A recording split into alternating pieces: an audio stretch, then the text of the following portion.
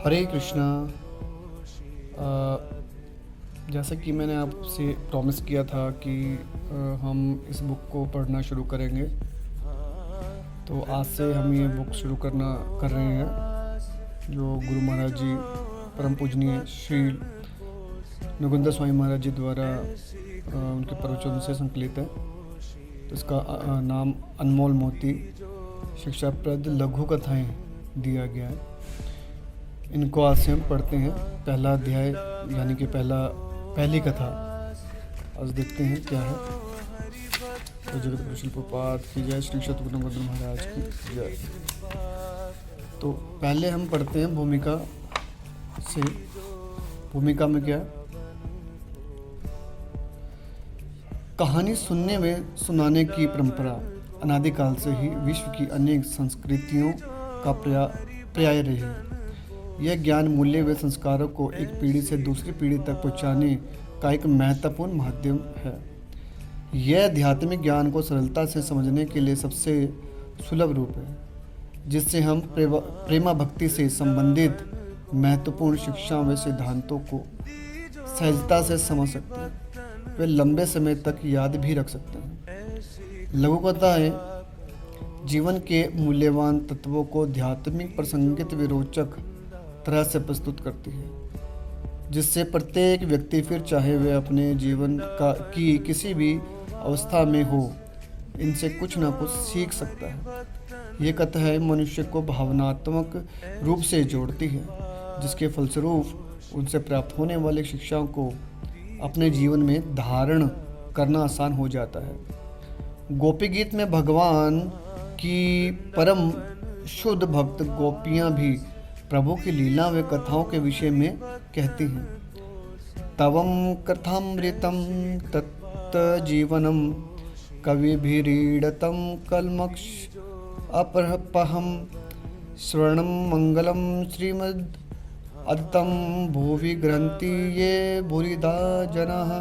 अर्थात, हे प्रभु, आपके वचनों व कथाओं का बखान तथा आपकी लीलाओं का वर्णन इस भौतिक जगत में कष्ट भोगने वालों के लिए जीवन अमृत के समान है।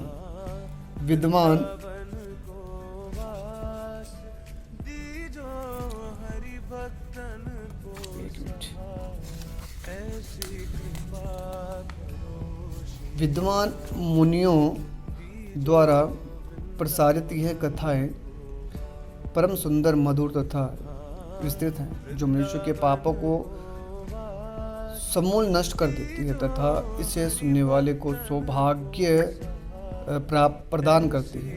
निश्चय ही जो प्रभु की दिव्य लीला कथा का प्रचार करते हैं, वे ही वास्तव में भूलोक में सबसे बड़े दाता हैं। स्वर्णम के विषय में श्रीमद् भागवतम में वर्णन मिलता है। यस्य वे सूर्यमाणायहं कृष्णे परम मूल पुरुषे भक्ति रूप पदते पुंसः शोक मोह भयाप्यः। श्रीमद् भागवतम स्कंद 1 अध्याय 1 का श्लोक संख्या 7। अर्थात इस भौतिक साहित्य के श्रवण मात्र से पूर्ण पुरुषोत्तम भगवान श्री कृष्ण की प्रेम भक्ति की भावना तुरंत अंकुरित होती है, जो शोक मोह तथा भय की अग्नि को तुरंत बुझा देती है। उपरोक्त कथाओं से यह स्पष्ट होता है कि भगवान की सुंदर व मधुर लीलाओं का वचन तथा श्रवण प्राणी मात्र के लिए अमृत के समान है। परंतु वैदिक शास्त्रों को पढ़ना व गहराई से उसमें निहित तत्व ज्ञान को समझना इस कलयुग के बदजीवों के लिए कठिन ही नहीं अपितु असंभव सा प्रतीत होता है।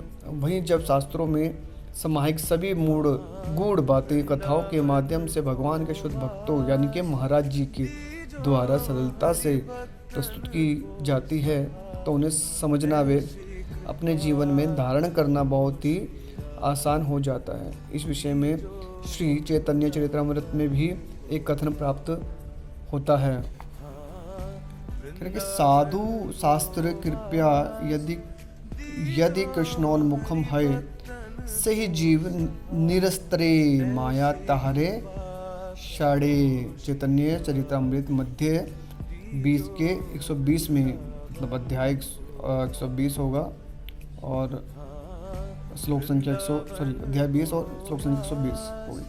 अतः यदि स्वेच्छा से शास्त्रों की शिक्षाओं का प्रचार प्रसार करने वाले संत पुरुषों की कृपा से बद्धजीव कृष्ण भावना भावित होता है तो वह माया के पास से छूट जाता है। अतः यदि हम इस पुस्तक में समाहित भगवान के शुद्ध भक्तों के प्रवचनों द्वारा कही गई लघु कथाओं से भक्तों को समझने का प्रयास करेंगे तो निश्चित ही हमारा अज्ञान जनित अंधकार दूर हो जाएगा। श्रीमद् भागवत गीता में भगवान श्री कृष्ण स्वयं यह घोषणा करते हैं, तेषामेवानुकंपार्थ महम ज्ञानंजम तमम नाशम्यातम भावस्तो ज्ञान दीपेन भास्वतः। श्रीमद् भगवद गीता 10 अध्याय 10 श्लोक संख्या 11। अर्थात मैं उन भगवान के शुद्ध भक्त, यानी कि जो भगवान के शुद्ध भक्त होते हैं, तो कह रहे अर्थात मैं उन पर विशेष कृपा करने के हेतु उनके हृदय में वास करते हुए ज्ञान के इस प्रकाशमान दीपक के द्वारा अज्ञान जन्य अंधकार को दूर करता हूँ। प्रस्तुत पुस्तक में परम पूज्य नवगुंदर स्वामी महाराज जी के प्रवचनों द्वारा हमारे विभिन्न भौतिक शास्त्रों में निहित महान संतों में महापुरुषों की जीवनियाँ, ऐतिहासिक आख्यान, दंत कथाएं, दृष्टांत, अनेकों भक्तों के जीवन चरित्रों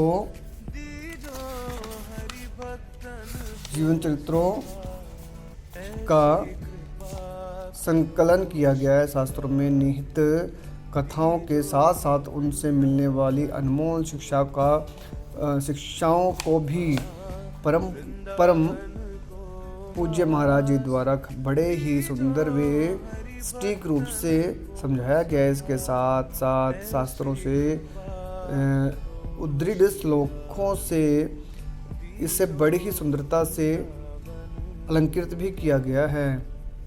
इस पुस्तक के माध्यम से मनुष्य को भक्ति पथ पर निरंतर अग्रसर होने व इस राह में आगे आने वाली अनेकों बाधाओं को पार करने के लिए पुनः मनोयोग से आगे बढ़ने के लिए प्रेरणा मिलेगी तथा मनुष्य जीवन के एकमात्र लक्ष्य श्री कृष्ण प्रेम को पाने हेतु मार्गदर्शन भी प्राप्त होगा। इसके साथ ही शास्त्रों में वर्णित ये कथाएं मनुष्य मात्र में भक्ति के साथ साथ अन्य गुणों जैसे नैतिकता, ईमानदारी, विनम्रता तथा सहनशीलता आदि का भी प्रभाव करेगी, जिससे आज के समय में इस पुस्तक की प्रासंगिकता और भी अधिक बढ़ जाती है। अंततः यह पुस्तक उन सभी भक्तों व पाठकों के लिए एक विशेष उपहार स्वरूप सिद्ध होगी जो सच्चे हृदय से कृष्ण भक्ति प्राप्त करने के पथ पर प्रगति करना चाहते हैं तथा भक्ति